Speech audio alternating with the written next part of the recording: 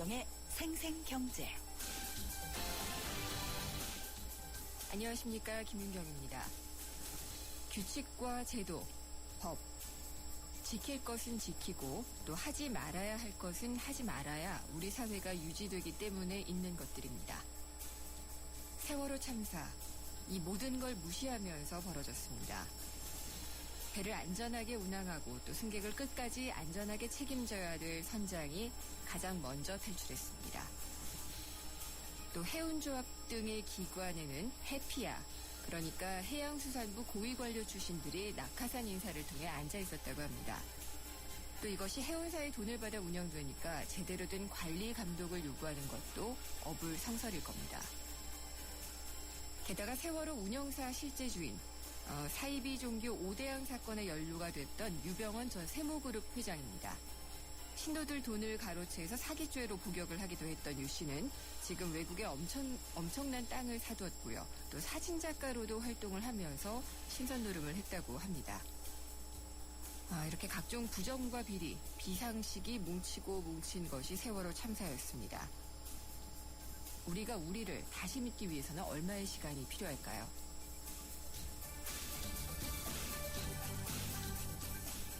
오늘 준비한 내용입니다.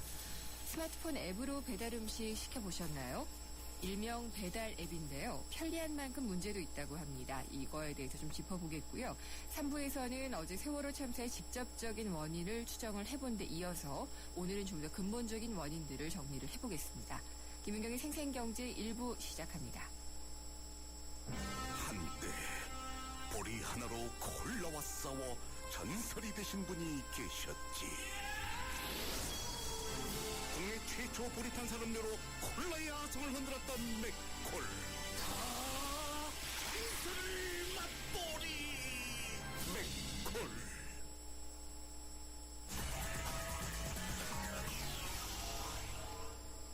오늘 증시 알아보겠습니다. 신한금융투자 곽상준 PB팀장입니다. 안녕하십니까? 네, 안녕하십니까. 곽상준입니다. 네, 오늘 시장은 어떻게 끝났나요? 네, 오늘 시장 전일 대비 5포인트, 5.00포인트, 정확하게 5포인트가 올라서 0.25% 오른 2004.22포인트로 장을 마감했습니다. 2,000을 넘었군요. 네네. 네. 전일 5포인트 하락해서 2,000이 딱 깨졌는데 그 부분 바로 회복하는 양상 보여주었고요. 전일 대비 거래 대금도 소폭 늘었습니다. 이번 주 들어와서 계속 그 2조대에서 머물렀던 거래소 기준 거래 대금이 3조를 막 넘기면서 3조 200억 원대의 거래 대금 작성하면서 장 마감했고요. 코스닥 시장도 강세에 나타내었습니다. 코스닥 시장도 전일 대비 1.70포인트, 0.30% 상승한 570.98포인트를 기록했습니다. 매매 주체 흐름들을 보면 양시장 모두 개인들은 매도했고 외국인과 기관은 모두 매수하는 양상 보여주었는데요.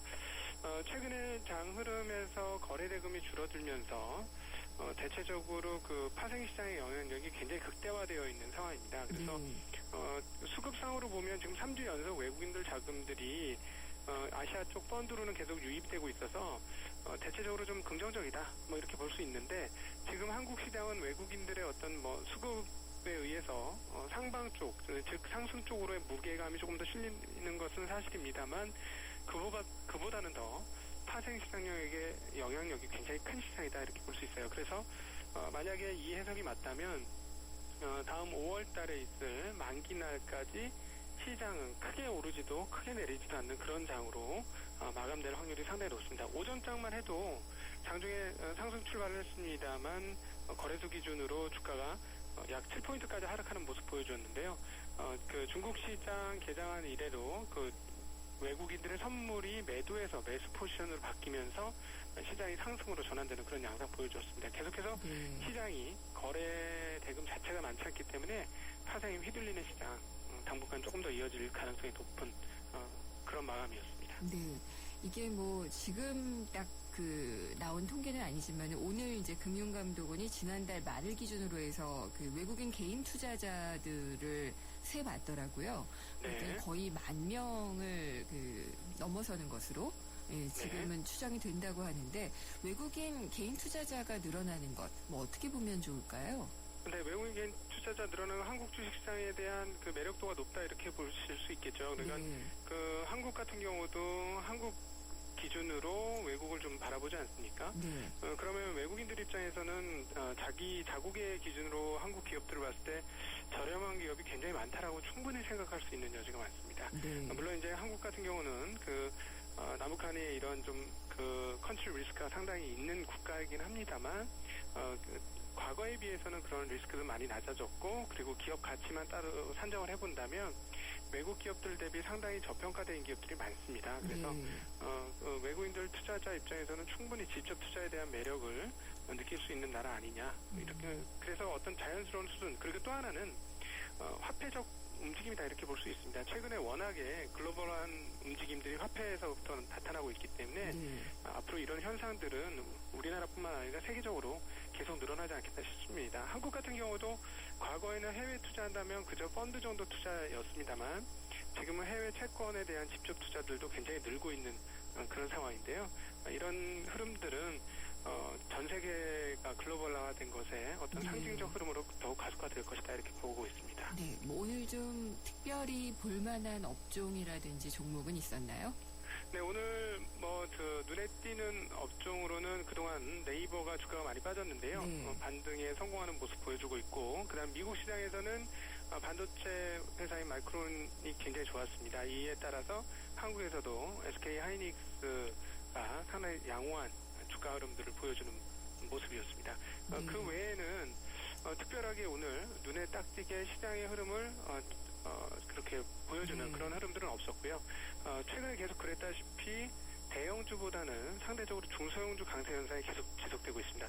코스닥의 강세도 일종의 소형주 강세 현상이라고 보시면 되겠거든요. 그러니까 이런 흐름들이 계속되는데 이제 아직 저평가된 기업 중소형 주식들은 앞으로도 올라갈 수 있는 공간이 많다 이렇게 보고 있습니다만 코스닥 기업들 시장 전체가 오르면서 같이 올라간 기업들은 여기서 아마 추가적으로 상승을 하게 된다면 가격적으로 조금 부담을 느끼는 그런 과정이 들어가지 않겠느냐 이렇게도 보고 있습니다. 그러면 이 이천선을 두고 올라갔다 내려갔다 하는 이런 장세는 당분간 좀 계속될까요? 네네, 5월 8일 정도가 만기일이거든요. 이번에 연휴가 있죠. 5월 1일도 근로자의 노동절, 근로자의 날이라서 하루 휴장을 하게 됐고요. 그러다 보니까 영업일수가 얼마 남지 않았습니다. 실제로 거래할 수 있는 거래 일수가 얼마 되지 않기 때문에 아마 5월 8일까지는 이런 흐름들이 좀 지속되지 않겠느냐. 그러니까 사실 최근 한국 시장 보면 참 독특한데요. 미국 시장이나 이런 유럽 그런 선진국 증시의 영향력이 그렇게 크게 나타나는 것도 아니고 또 어제 같은 경우는 중국 시장이 큰 폭으로 하락했는데 한국 시장은 별로 하락하지 않았거든요. 그렇죠. 예, 중국 시장 영향력조차도 받지 않고 있습니다. 그런데 거래 대금은 거의 최하 수준으로 떨어져 있는 상황이라서 계속 파생 시장이 주인 노릇을 하고 있는 그런 상황이다. 이렇게 표현해 볼 수 있겠습니다. 아마 5월 8일까지 이런 흐름들이 지속되지 않겠느냐 판단하고 있습니다. 알겠습니다. 오늘 말씀 잘 들었습니다. 감사합니다. 네, 고맙습니다. 신한금융투자의 곽상준 PB팀장이었습니다.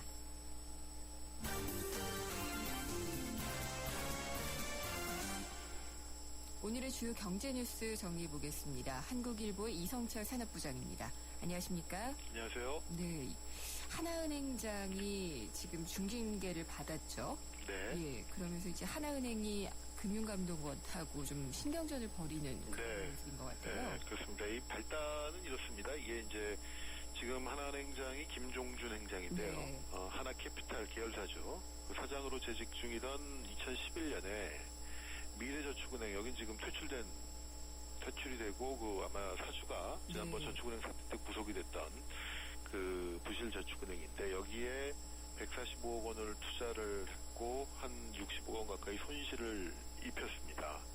그래서 이제 이 부분을 가지고 이제 하나캐피탈 사장 재직 시절에 있었던 잘못된 투자 그리고 그걸 인한 손실 때문에 금융감독원 제재심의위원회에서 문책경고를 받았습니다. 이제 문책경고라는 거는 지금 현직을 유지하는 데는 문제가 없지만 금융기관 장이 다시 연임이 되거나 새로 뽑히거나 할 때 될 수가 없는 겁니다. 그러니까 자격이 제약이 되는 거죠. 근데 이제 이 부분 그 당시에 이제 정상적인 투자가 아니라 이사회도 거치지 않았고 또 사후 서명 결의를 통해서 사실상 부당하게 이루어졌다. 예. 이렇게 판단이 되어서 문책 경고를 받았고, 이 문책 경고를 내렸기 때문에 금융감독원은 김 행장이 임기가 남았음에도 불구하고 어쨌든 알아서 나가주기를 지금 희망을 하고 있었던 상태였습니다. 근데 이제 김 행장이 지난 20일 날 자료를 내면서 당시 저축은행 투자권은 정상적인 판단에 따라 이루어진 조치였다. 그렇기 때문에 지금 물러날 의사가 없고 임기가 내년 3월인데 그때까지 현직을 유지하겠다 이렇게 얘기를 한 거죠. 그러니까 지금 즉각 퇴임 의사가 없다는 걸 공식적으로 밝힌 건데, 그러니까 금융감독원이 지금 발끈했습니다. 그래가지고 이 제재심의위원회 결정 내용을 금감원 홈페이지에다 조기 기재하겠다 이렇게 얘기했는데, 어쨌든 금융사 최고 경영자 제재 내용을 이렇게 미리 앞당겨서 공개하는 건 굉장히 이례적이고, 그렇네요. 이거는 빨리 나가라는 아주 강한 메시지입니다. 그렇기 때문에 지금 금융감독원은 뭐 내놓고 얘기하고 있지는 않지만 빨리 나가라라는 압박, 하나은행 쪽에서는 못 나가겠다라고 하는 것, 그다음에 감독기관하고 이 피감독기관이 은행하고 좀 보기 드문, 좀처럼 보기 드문 팽팽한 줄다리기와 신경전이 지금 진행이 되고 있습니다. 못 나가겠다라는 것은 그러니까 이제 민간 은행에 감독기관이 너무 많이 압박을 넣지 마라 뭐 이런 건가요? 아니 뭐 이제 기본적으로 이 제재심의위원회 결정 내용을 선뜻 받아들이기 힘들다라는 그런 입장인 것 같습니다. 지난번 나왔던 자료를 봐도 말씀드린 것처럼 저축은행 그 당시 투자권은 정상적인 판단에 의해서 이루어진 거기 때문에 문제될 것이 없다라는 입장을 기본적으로 가지고 있는 것 같고, 그렇기 때문에 사실 뭐 문책 경고를 받았을 경우에 다음번 연임이 안 된다는 의미지 뭐 지금 그 시점에서 이 직을 내려놔라 꼭 그래야 되는 건 아니거든요. 그렇게까지는 안 해왔던 것 같아요, 그동안에도. 네, 근데 이제 전에도 그 부산은행 같은 경우도 이제 좀 비슷한 일이 있긴 있었는데, 아무튼 이 취지는 CEO로서 은행장으로서의 결격 사유가 있는 거기 때문에 임기가 남았더라도 먼저 물러나는 게 이거는 그 취지에 맞다라는 게 감독 당국의 입장인 것이고요. 그렇기 때문에 양쪽이 지금 팽팽하게 맞서고 있는데 그래서 이 결과가 굉장히 주목이 됩니다. 그렇네요. 앞으로 이제 어떤 기준이 또 될 수도 있기 때문에. 그리고 지금 관심이 많이 모아지는 게 이 청해진 해운 세월호를 가지고 있는 운영하는 회사잖아요. 이 청해진 해운의 실제 주인 알고 보니까 예전에 그 오대양 사건, 뭐 주도자였다라고 얘기하긴 그렇고 관련이 있었던 유병언 전 세모그룹 회장이 실소유주라고 하죠. 그렇습니다. 참 몇십 년 만에 다시 지금 유병언 전 회장이 주목을 받게 됐는데, 오대양 사건이라는 거는 아마 조금 나이가 있으신 분들은 대부분 기억을 하실 텐데 굉장히 어떻게 보면 좀 엽기적인 사건이었습니다. 그렇죠. 1987년에 공예품 제조업체이던 오대양의 용인 공장에서 사장과 종업원 32명이 시신으로 발견된 일종의 집단 자살 사건이었습니다. 이게 자살이었는지 아니었는지에 대한 논란도 있었고, 무엇보다 30명이 넘는 사람들이 집단 자살을 했다. 이 오대양 같은 경우는 당시 약간 그 사이비 종교 이런 얘기가 많았기 때문에 어떤 그런 종교적인 어떤 약간 그 뭐랄까요, 집단 패닉 상태에서 이루어진 그것이 아니었겠냐 해서 그 당시 굉장히 엽기적인 사건으로 떠들썩했었고, 외국에도 이런 어떤 특정 종교 집단에 의한 집단 자살 이런 것들이 가끔 그 당시에 뉴스가 외신에서도 보도가 됐었고, 우리나라에서도 이제 그런 게 있었기 때문에 전 세계적으로도 굉장히 주목을 받았던 뉴스였는데, 어쨌든 그 사건에 그 오대양이라는 집단하고 관련이 있었다라는 그 당시에 의혹이 있었고, 유병헌 회장은 그 이후에 어떤 상습사기 혐의로, 이 건과는 직접적으로 연결이 된 건 아니었습니다만 상습사기 혐의로 어쨌든 체포가 돼서 구속이 되기도 했었습니다. 그 건과 관련해서도 신도들에게 아마 돈을 받아서 그렇습니다. 가르쳤던 그러니까 것으로. 직접 그 자살하고 직접 연결이 된 건 아니었고, 죽음하고는 관련이 그렇죠. 없고. 죽음과 직접적인 관련은 없지만 어쨌든 그 조직하고 연루가 돼 있었고, 거기서 벌어진 이제 사기 사건 때문에 구속이 됐었는데, 이 유병헌 회장이 또 한 번 관심을 받았던 거는 그 이후에 이제 그 한강유람선 사업이었죠. 그렇죠. 세모. 세모를 운영하면서 또 한 번 주목을 받았었는데, 결국 이 세모는 1997년에 부도가 났습니다. 그래서 그 뒤에 다른 회사로 넘어갔었죠. 그리고 이제 잊혀지는가 싶었는데, 지금 지나가지고 다시 주목을 받게 된 것이 바로 이번 그 세월호 네. 침몰 참사였습니다. 이 세월호를 운영하는 청해진 해운이라는 회사가 사실상 이 유병헌 회장 일가의 회사로 드러나면서 또 한 번 지금 주목을 받게 되는데요.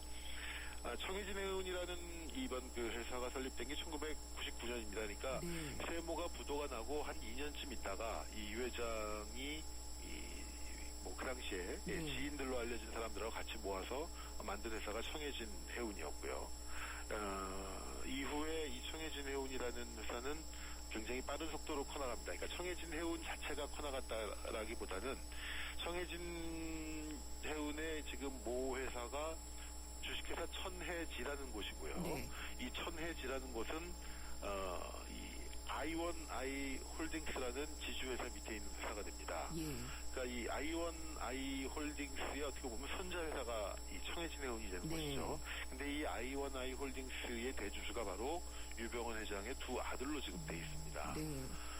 그러니까 사실상 청해진 해운은 이 유병헌 회장 일가의 지금 회사로 보여지는데 뭐 대기업이 아니고 또 상장 기업도 아니기 때문에 뭐 이렇게 재무지표라든가 정확한 내용을 파악하기는 어렵습니다만은 지금까지 무슨 금감원에 제출된 이 회계 보고서 이런 것들 내용을 보면은 상당한 정도의 문어발 확장을 해왔고 네.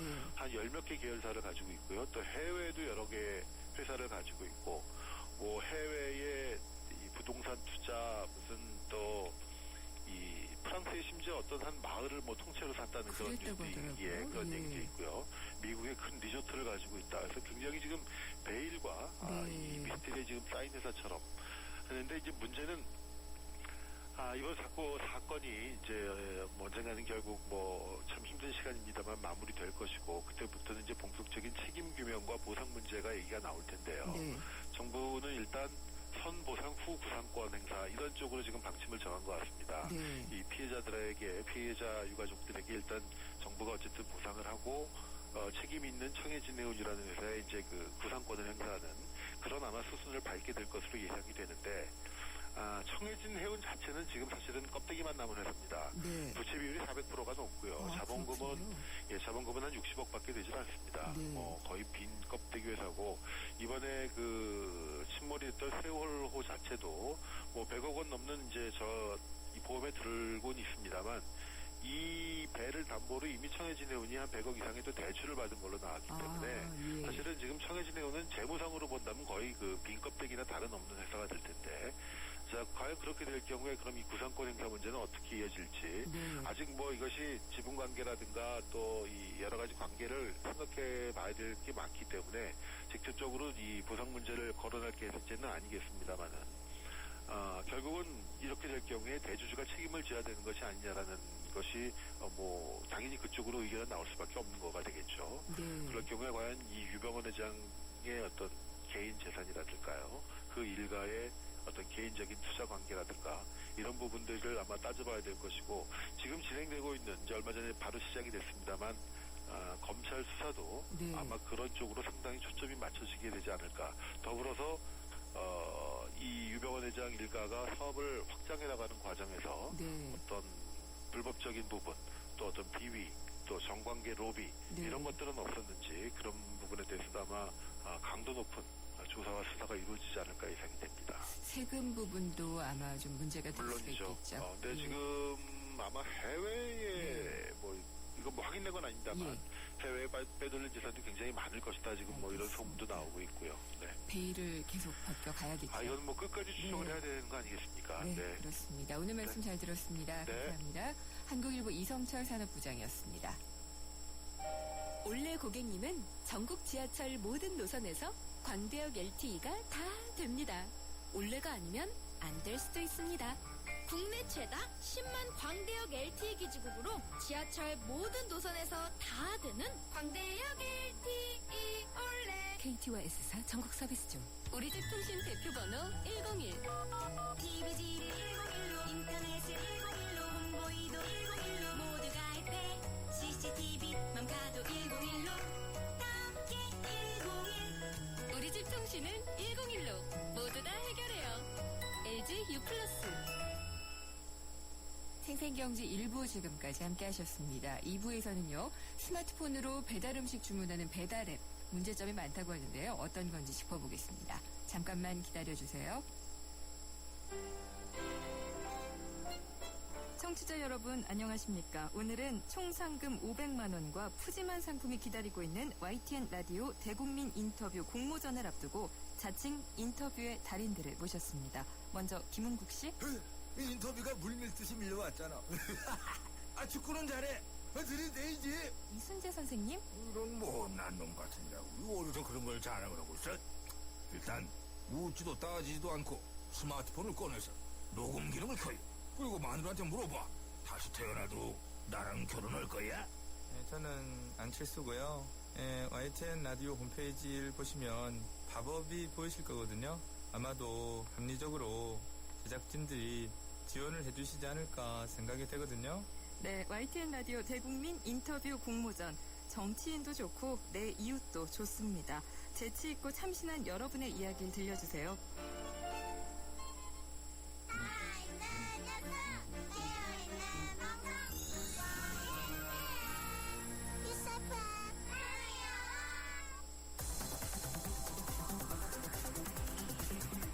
한 걸음 더 경제와 가까워지는 오후 김윤경의 생생경제.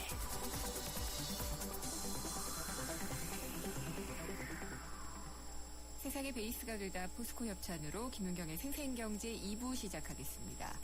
생생경제에 직접 참여하실 수 있습니다. YTN 라디오의 앱 예스가 있고요. 또 짧은 문자는 50원, 긴 문자는 100원이 부과되는 휴대전화 우물정의 0945번. 또 트위터는 YTN_이코노미고요. 웹사이트로도 들어오시면 됩니다. 여러분의 많은 의견 기다리겠습니다. 올레 고객님은 전국 지하철 모든 노선에서 광대역 LTE가 다 됩니다. 올레가 아니면 안 될 수도 있습니다. 국내 최다 10만 광대역 LTE 기지국으로 지하철 모든 노선에서 다 되는 광대역 LTE 올레. KT와 S사 전국 서비스 중. 김윤경의 생생경제.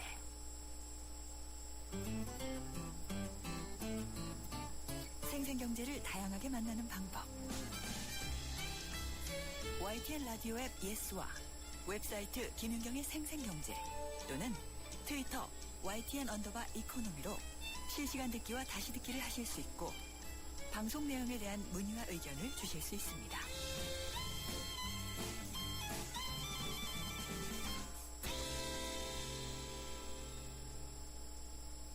네, 화요일 이 시간에는 IT로 보는 경제 시간을 갖고 있습니다. 하루가 다르게 발전을 하고 있는 IT 산업을 보면은 정말 한 발만 내가 늦어도 정말 많이 뒤처지겠다 이런 생각이 들 때가 많은데요. IT 산업과 관련된 이야기를 짚어보도록 하겠습니다. 특히 이 아마존과 아마존 전자상거래 업체로는 세계 최대인데 아마존이 발표하는 것들은 요즘 정말 초미의 관심사입니다. 특히나 전 이게 나왔을 때 굉장히 놀랐는데요. 아마존 대시라는 겁니다. 그게 어떤 건지는 월간 마이크로소프트의 주민영 기자와 함께 알아보도록 하겠습니다. 안녕하십니까? 예, 안녕하세요. 네, 아마존 대시. 저는 깜짝 놀랐는데요. 많은 분들이 예. 사진은 보셨을 거예요.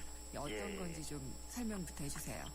예, 지금 한 보름 정도 전에 이제 4월 초에 아마존이라고 이제 많이들 아시잖아요. 네. 직구로도 유명하고, 예. 그 아마존이라는 미국의 온라인 유통업체에서 발표한 신제품이고요. 한마디로 설명을 드리면 각 가정에서 아마존의 식품 주문을 이게 손쉽게 할 수 있는 막대기처럼 생긴 작은 기계입니다. 그 이어달리기 할 때 하는 그 바통 같더라고요.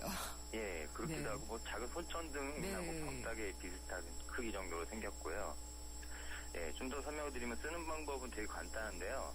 아까 놀라셨다고 네. 하셨는데 음성으로 이제 식품 종류를 얘기하거나 네. 아니면은 보통 식품 포장에 바코드가 많이 있잖아요. 네. 그 바코드를 이렇게 스캔하면 마트에서 이제 계산할 때 스캔하는 것처럼 바코드 스캔을 하면 아마존 장바구니 이게 자동으로 추가가 되는 방식이에요. 그러니까요. 장을 그냥 보는 거잖아요, 이걸로. 예. 예. 그래서 이럴 때면 집에서 가정에서 뭐 토마토 케첩이 떨어졌다거나 네. 뭐 시리얼을 떨어졌을 때 음성으로 그냥 제품 종류를 얘기하거나 네. 그냥 바코드를 스캔하면 바로 이제 주문할 수 있게 되는 거죠. 그래서 이 제품에는 이제 음성 인식 위한 마이크랑 바코드 스캐너가 포함되어 있고요. 이렇게 빨간 빛깔 나오는. 네. 그다음에 와이파이를 통해서 이제 아마존 계정에 직접 연결이 됩니다. 아마존이 이게 지금 정식 서비스에 들어갔나요? 예, 아직 시범 서비스고요. 네. 이 기계 자체는 이제 그 멤버십 있는 분들한테 무료로 제공이 되는데요. 이 아마존에서 이제 신선식품류를 구매하는 아마존 프레시라는 이 서비스 자체가 일부 도시에서만 미국에서 제공이 되고 있어요. 네. 예, 그리고 그 중에서도 이 아마존 대시라는 이런 새 서비스는 이제 초대를 받은 분들만 이제 시범적으로 쓸 수 있고요. 예, 아마존 프레시라는 이 서비스가 먼저 이제 가입이 되어 있어야 되는데, 네. 요게 그 신선식품이나 아마존의 다른 콘텐츠를 2일에 배송받을 수 있는 유료 프리미엄 서비스고, 연 $299 정도 이제 가격을 내고 가입하는 그런 서비스입니다. 그 중에 일부를 대상으로 이제 시범 서비스가 되고 있는 것이고요. 그러면은 뭐 지금 음성인식 같은 경우에는 아주 새로운 것은 아닌데 이게 예. 이제 집에서 주문을 하고 나중에 받을 수 있고 뭐 이런 것들이 상당히 저는 이제 미래에만 그렸던 그게 현실화된다 그런 점은 상당히 놀랐어요. 예. 예. 이게 또 이제 기술적으로 관심 있는 분들은 네. 또 이렇게 보여주시기도 하거든요. 왜냐면 음성인식이 이제 스마트폰에서 많이 친숙해졌잖아요. 네. 그리고 이제 바코드 같은 경우도 이제 스마트폰 카메라로 바코드 찍는 기술도 있고 많이 했었는데요. 예. 예. 그래서 이제 사실 기술적으로만 보면 완전 최첨단 기술이 들어간 건 아닌데 이것을 아마존이라는 대형 유통업체가 이제 서비스로 해서 실제로 제품으로 출시했다는 것 자체가 이제 되게 관심거리였고요. 네. 또 이제 기술 쪽에 제가 취재하는 기자니까 되게 흥미로운 점은 보통 요즘에 이제 융합이라고 하잖아요. 네. 그래서 특정 제품을 내놓기보다는 모든 게 하나 들어가 있는 예를 들면 스마트폰 같은 제품을 내놓는 게 대표적인 추세인데요. 네. 그래서 보통 카메라 시장이나 내비게이션의 MP3 같은 시장이 많이 타격을 받기도 했잖아요. 그렇죠. 그런데 아마존의 역발상으로 쇼핑에만 그것도 이제 식료품에만 특화되어 있는 새로운 네. 기기를 출시했다. 이런 것도 되게 좀 흥미로운 부분입니다. 그러게요. 이게 그러면 아마존이 지금 내고 있는 기계가 킨들이 있잖아요. 킨들이 예. 이제 태블릿이고 이것과는 또 어떻게 연결될지 뭐 수렴될 수 있을지 이런 것도 상당히 좀 관심이 가네요. 예, 실제로 이게 이제 실제로 쓰시는 분들이 있기 때문에 네. 그 사용 방법 설명서가 아마존의 동영상으로 올라와 있어요. 네.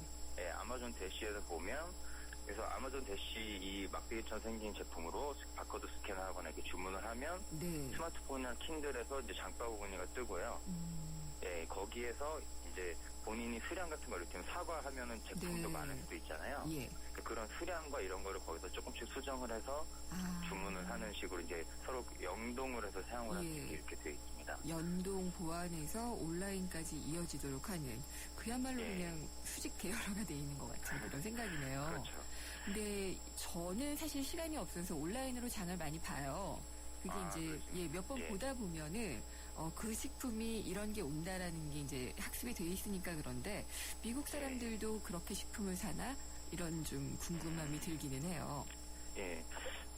지금 뭐 국내 지금 말씀하신 것처럼 그 사실 신선식품 종류, 육류나 생선이나 뭐 이런 종류가 아직 온라인으로 완전히 전환되지는 않은 이제 온라인 쇼핑의 미개척지라고 볼 수 있거든요. 그러니까 말씀하신 건 바쁘신 분들이나 요즘에 뭐 1인 가정이나 이런 데서 주문하는 경우는 많이 있지만 아직도 특히 주부님들은 그 직접 가까운 마트나 이제 뭐 슈퍼에 가서 주문을 직접 눈으로 보고 많이 하시는데요. 근데 그 우리나라도 온라인 유통업체들 보면은 그 쇼핑몰이나 오픈마켓, 소셜커머스 통해서 식품의 매출이 좀 늘어나는 추세고요. 네. 또 이제 미국 같은 경우는 좀 더 재밌게 볼 수 있는 게 우리나라랑 좀 환경이 많이 다르잖아요, 지리적으로. 그렇죠. 대부분 마트들이 이게 도시 외곽에 이제 넓게 창고를 두고 돼 있기 때문에 근데 우리나라보다는 이런 그 신선식품이나 아니 식품 종류도 그 온라인으로 구매하고 배달받는 게 좀 더 가능성이 있지 않을까 생각이 들고요. 네. 또 아까 말씀하신 것처럼 좀 이용을 해보면서 신선도나 유통기한이나 품질 같은 배송의 이런 신뢰도가 뭐 이렇게 쌓여야지 좀 시장이 익숙해지지 않을까 싶습니다. 네. 아마존은 정말 그냥 책 파는 대로 시작해가지고 이제는 안 파는 게 없는 것 같네요. 이렇게 신선식품까지. 그렇습니다. 네. 그래서 식품 시장에 또 원래 식품 시장이 제일 늦었는데요. 아마존이 이제 뭐 굉장히 서점으로 시작했지만 이제 안 파는 게 말씀하신 대로 없잖아요. 뭐 요즘에 음악이나 게임이나 뭐 TV 콘텐츠까지 다 팔고 있기 때문에. 그러니까요. 예. 예, 근데 식품 서비스에 의외로 좀 관심이 많은 걸로 보이는데요. 제가 찾아보면은 아마존 프레시라는 자회사가 있는데 이게 7년이 됐어요. 오, 오래됐네요. 예. 네, 7년 전에 이제 인수합병을 하면서 또 자회사를 따로 설립을 했고요. 이게 좀 이렇게 서두르지 않고 각 도시를 중점으로 하나씩 이렇게 시장을 넓혀가고 있고, 네. 2길이나 당일이나 혹은 2길 아침 배송을 보답하는 그런 프리미엄 membership 서비스로 이제 시장을 공략을 하고 있고요. 네. 예, 재밌는 거는 이런 신선식품을 통해서 그 물류 배송을 빠르게 하고 그 소비자 신뢰를 높이는 거. 왜냐하면 책 상품 같은 경우는 매일매일 주문하는 게 아니잖아요. 그렇죠. 네, 근데 서점에서 시작했는데 요거를 그 품목을 넓혀가면서 주간 단위, 일 단위로 고객을 점점 더 그 구매 주기를 당기고 오프라인 상점을 점차 더 일상에서 대체할 수 있는 그런 기술적인 노력을 많이 기울이고 있고요. 네. 네, 그런 측면에서 식품 시장을 좀 전략적으로 많이 공략을 하려는 게 아닌가 이런 의도가 좀 있는 것으로 보입니다. 그렇네요. 구매 주기가 짧아질 수가 있겠고 오프라인 네. 고객을 온라인으로. 혹시 그러면 이거 무인기 드론이 배달해 주나요? 드론 같은 경우는 이제 네. 하겠다는 발표만 있고요. 예. 향후 뭐 규제 같은 부분도 좀 있어가지고 이제 먼저 그렇게 미리 이렇게 영상을 통해서 드론 배달이 아마존 드론 배달 한두 달 전에 되게 화제가 됐잖아요. 네. 향후 2017년 정도인가 저희가 정확한 건 아니고요. 그때쯤 이제 상용화 계획을 두고 이제 정부를 설득하고 하는 과정이 있는 것 같습니다. 네. 그러면 이제 미국 주부들은 부엌에다가 이 아마존 대시 걸어놓고 필요하면은 꺼내서 뭐 케첩, 뭐 예. 채소 뭐 이렇게 불러서 그냥 장을 보는 그런 시대가 곧 오겠네요. 예, 되게 재밌는 건데 이 아마존 대시 끝에 고리가 있어요. 네. 마치 병따기처럼 생겼는데 네. 그래서 요거를 하나로 유혹하면 보통 앱 중심으로 스마트폰 화면에 한 군데 자리를 차지하겠다는 의도가 아니고 고객의 주방이나 냉장고 옆에 걸려서 예. 이게 손에 잡히는 기기로 가정에서 직접 쇼핑할 수 있도록 그 냉장고나 주방을 공략하겠다 이런 시도라고 볼 수 있겠습니다. 놀라운데요. 근데 우리나라 같은 경우에는 이런 좀 비슷한 시도는 없을까요? 예, 뭐 시간상인데 제가 좀 드리고 싶은 말씀이 좀 있었어요. 네. 이게 되게 일종의 온라인 쇼핑이 혁신적인 사례로 많이 관심을 끌었는데 우리나라는 보통 이런 경우에 뭐 부정적으로 본다면 국가 중심으로 신기술 연구개발하는 관행이 좀 있잖아요. 네. 그래서 좀 조금 주제는 떨어졌지만 뭐 가상으로 이렇게 시나리오 써보자면 이런 사례가 예를 들어 IoT를 활용한 차세대 온라인 쇼핑 뭐 이런 제목의 연구 과제가 나오는 그런 케이스가 많이 있거든요. 국책 과제가. 예. 예, 그러면 스타트업이 이걸 탄생하거나 그런 IT 기업에서 뛰어드는 게 아니고 이런 연구기관을 따내서 뭐 대학이나 국책연구기관에서 연구를 한 다음에 작동만 되는 수준의 프로토타입이 나오고 네. 이거를 가지고 MOU를 맺어서 시범 사업하고 하다가 흐지부지 되고 뭐 네. 하는 그런 케이스가 너무 많거든요. 그렇네요. 많이 본 그런 시나리오인데. 예, 일반적인 사례예요. 사실 이거는 예. 없는 예측이지만 그래서 이 과정에서 이제 벤처기업, 중소기업 같은 경우는 이런 시범 사업에 참여를 하지 못하면 타격을 입고 이제 그런 케이스가 많은데요. 네. 예, 그래서 아마존 같은 경우는 요즘 되게 혁신적인 사례로 많이 꼽히는데 사실 IT 역량이 있어서는 우리나라 기업들이랑 차이가 많이 크거든요. 그렇죠. 예, 우리가 온라인 쇼핑 강국이긴 하지만 네. 기술적인 차이가 되게 큰데 앞서 설명드린 것처럼 아마존이 7년 동안 차차로 준비를 해왔는데 우리나라 또 반대로 보면 이제 요런 같은 경우에 골목상권 침해 이런 논란이 좀 있을 수도 있거든요. 그렇겠네요. 예. 예. 근데 그 전에 마지막으로 정리해서 드리면은 네. 뭐 요즘에 원클릭이라고 하거든요. 아마존의 결제 시스템을. 네. 근데 우리나라는 뭐 아마존 대시같이 간편하게 쇼핑하는 거 이전에 이미 온라인의 모바일 쇼핑에서 여러 가지 풀어야 될 문제들이 많이 있잖아요. 그렇죠. 네, 공인인증서 뭐 네. 요즘 조금씩 갈피가 잡혀가고 있는데 그래서 이렇게 한 단계 더 쉬운 쇼핑으로 가기까지 좀 기본적인 것부터 먼저 해결을 하고 그 다음에 좀 더 참신한 시도들이 많이 있어야 되지 않을까 싶습니다. 네. 국가 주도보다는 좀 밑에서부터 올라가는 기업 중심의 그런 것들이 이루어졌으면 하는 그런 바람입니다. 말씀 잘 들었습니다. 감사합니다. 네, 감사합니다. 주민영 월간 마이크로소프트 기자였습니다.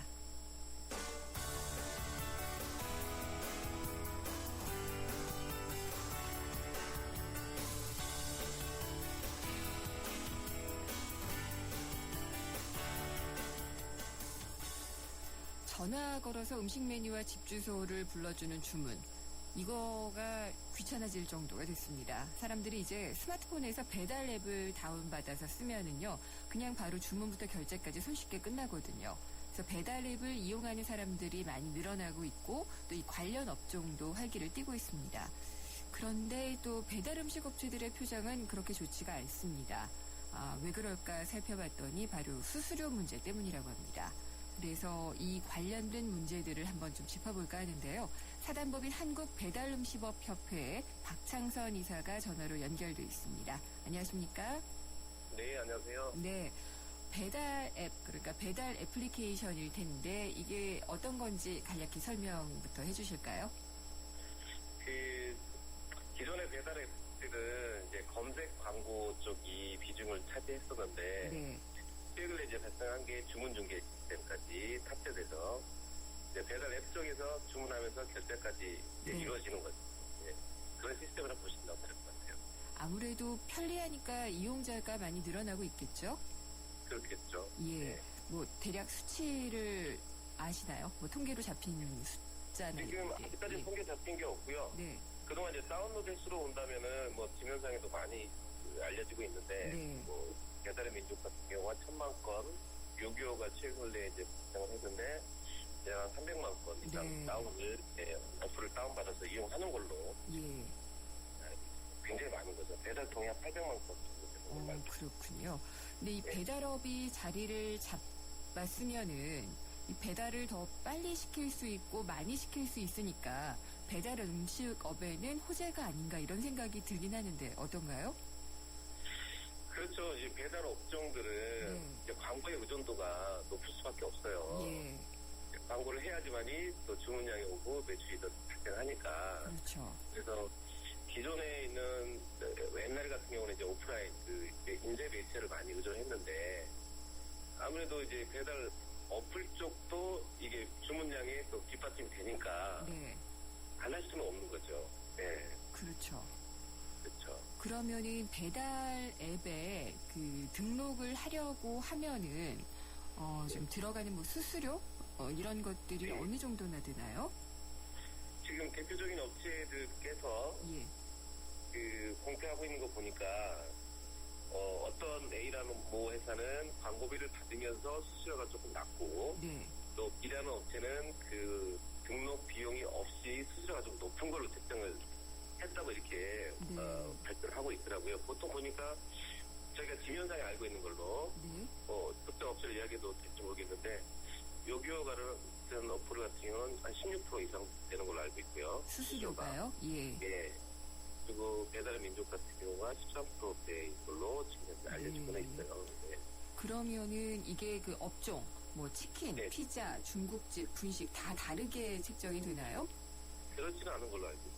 그러면은 일정하게 그 업체 주문 금액에 따라서 수수료가 책정이 되는 걸로 알고 있습니다. 주문 금액에 따라서 네. 그러면은 이게 매출 마진으로 따지면 한 몇 %가 될까요? 마진이라는 의미가 이익을 남기는 그런 데서 본다면은 수수료가 아까 말씀하신 것은 주문하는 양의 13%, 8% 뭐 이렇게 얘기를 하셨던 것 같아가지고요. 그렇죠. 예.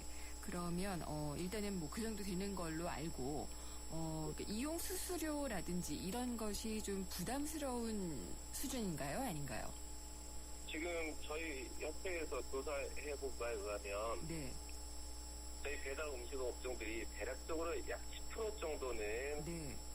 음식 금액에서 예. 광고 마케팅비로는 이제 할인을 할 수 있는 여러 군집이 있는데 물론 낮으면 낮을 수 있겠죠. 네.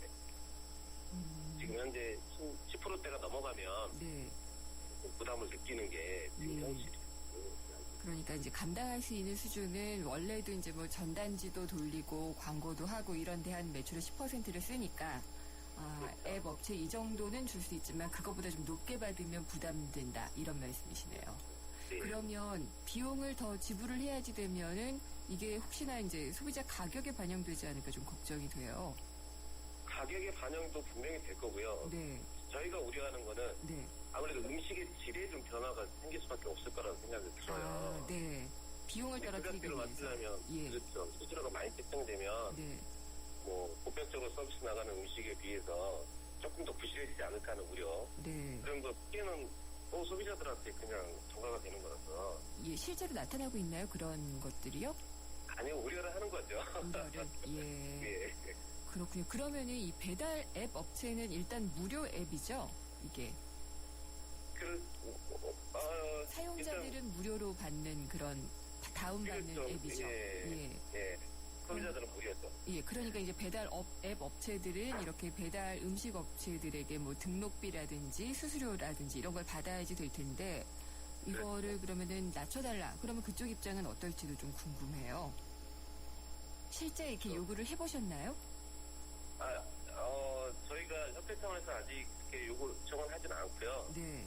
예, 그래서 어떠한 대안이랄지 뭐 이런 부분을 저희 협회 차원에서 조금 보존을 하기 위해서 네. 저희도 이제 주문 중개 시스템까지 탑재된 그 서비스를 저희 협회 차원에서 6월 달부터 한번 시행을 할 거예요. 아, 개발은 끝내셨나요? 네네. 예. 그래서 아마 저희가 물론 저희 협회에서 나가는 순서는 분명히 협회 회원들을 위한 거니까 저렴하게 가겠지만 그게 네. 아마 기준선이 됐으면 하는 바람입니다. 그러면은 이 배달 음식업 협회에서 만드시는 자체 이 배달 앱은 수수료는 얼마나 받으시려고 하시나요? 지금 현재 픽스되지는 않고요. 예, 대략. 대략적으로 대략 8% 선에서 서비스 일단 기대를 한 자릿수가 되네요, 그러면. 네. 네. 그럼 배달 음식 업체들이 이리로 많이 몰려온다 그러면 이제 이쪽도 경쟁을 할 테니까 수수료를 낮춰지는 효과가 있을 수도 있겠고요. 그래서 저희가 이제 바라는 거는 바로 이제 어차피 서비스 경쟁을 해야 되는 거니까요. 네.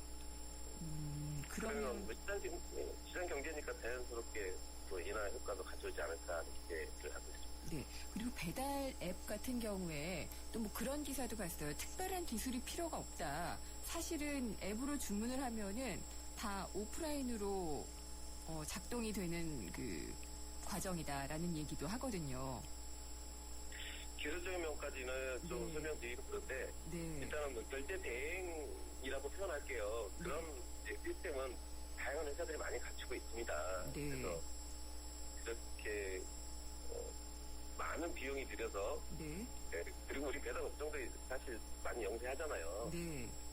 그러면 이들한테 주는 뭐랄까 경제 상권을 살리기 또 명분도 있으니까 좀 네. 수수료가 인하가 돼서 예. 다양한 업체들이 앞으로 나올 거라고 생각해요. 이 배달 서비스가. 네. 지금은 초창기다 보니까 이제 업체들이 이 수수료가 나름 책정해서 가는 건데 네. 이것도 어떻게 정제 과정이 좀 거쳐지지 않을까 생각하고. 그렇죠. 시장이 이제 형성이 되고 좀 조정기를 거치게 되면은 적정한 가격에 맞춰지지 않을까라는 생각은 좀 들고요. 네. 혹시 이사님도 배달업 하고 계신가요? 전에 했었죠. 전에 하셨고 지금 이제 협회 일만 하시고요. 협회 일만 지정을 하고 있어요. 앱은 이용해 보셨어요? 그럼 당연히 했죠. 예, 네. 어떠셨어요? 좀 편리하기는 정말 편리하던가요? 편리하죠. 네. 소비자 입장에서 편리한데 네. 아직까지는 이제 뭐라 표현할까지 서비스를 적용되지 않는 지역도 좀 많이 있어요. 네. 예, 그런 면은 좀 불편한데 대도시 관련 쪽에서는 편리합니다. 예. 네. 배달 앱 새로 개발하신 거 뭐 이름은 정해졌나요? 아직 이거 아니에요. 경호 이야기를 했나요? 이름은 정해져 있는데 예. 디톡이라고 합니다. 디톡이요? 예. 그건 어떤 의미인가요? 우리가 딜리버리 톡. 네. 알겠습니다. 말씀 잘 들었고요. 예. 새로 개발되는 앱도 좀 기대를 걸어보겠습니다. 사단법인 한국배달음식업협회의 박창선 이사였습니다. 감사합니다. 한때 보리 하나로 콜라와 싸워 전설이 되신 분이 계셨지. 국내 최초 보리탄 산업료로 콜라의 아성을 흔들었던 맥콜. 전설을 맛보리 맥콜. 생생경제 홈페이지 2부 여기까지고요. 3부에서는 세월호 참사 관련 인터뷰를 준비했습니다. 무엇보다 최우선이어야 될 안전 문제는 뒷전이고요. 경제성을 앞세워서 비용 절감을 우선시했던 구조적인 문제가 속속 드러나고 있습니다. 메시뉴스 듣고 3부에서 뵙겠습니다.